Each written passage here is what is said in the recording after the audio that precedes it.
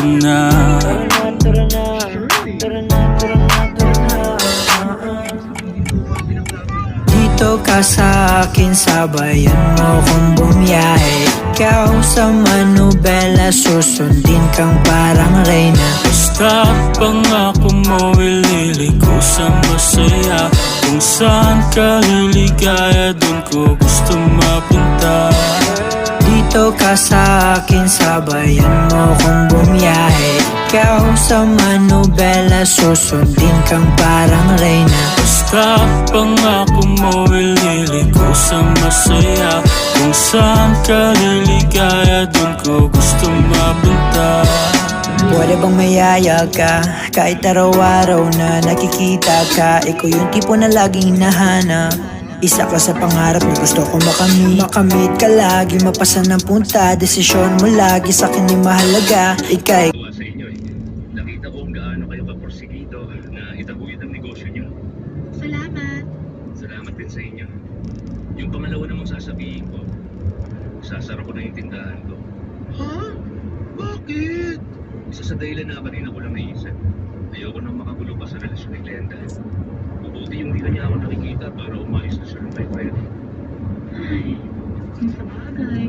Nakakalungkot na matitigil na ang tambalang mangga at bagoong. Ano ba? Siyempre hindi.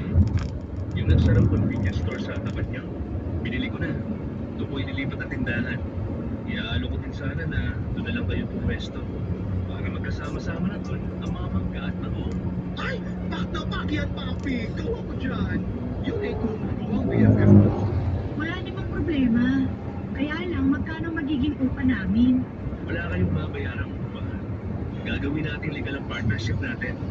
Main outlet lang yung nilipatan natin. Pero i-expand natin sa mas marami pang lugar ang produkto natin. Nakakahiya naman. Ka na mahiya, please. Kasi yung pangatlong sasabihin ko, itatanong ko kung kung pwede ba kitang maging girlfriend. Pwede, papi! Ay, sorry na bigla ako. Sige, BFF, take the floor. Sagutin mo na siya. Huwag kang mapilitan ha. Kung hindi ka pa handa o kung ayaw mo, sabihin mo lang. Akala ko mga may anak na siya. Negosyo natin kung sakali. Eh man, ayoko. Naiintindihan ko. Ah, BFF! Hindi pa ako tapos. Ayoko. Ayoko na magpanggap. Mahal na mahal din kita, Eman. Ay! Nakakaloka! Dito ko na ang magiging kasalan. Mangga! Puno-puno ng mangga! Ako na naman yung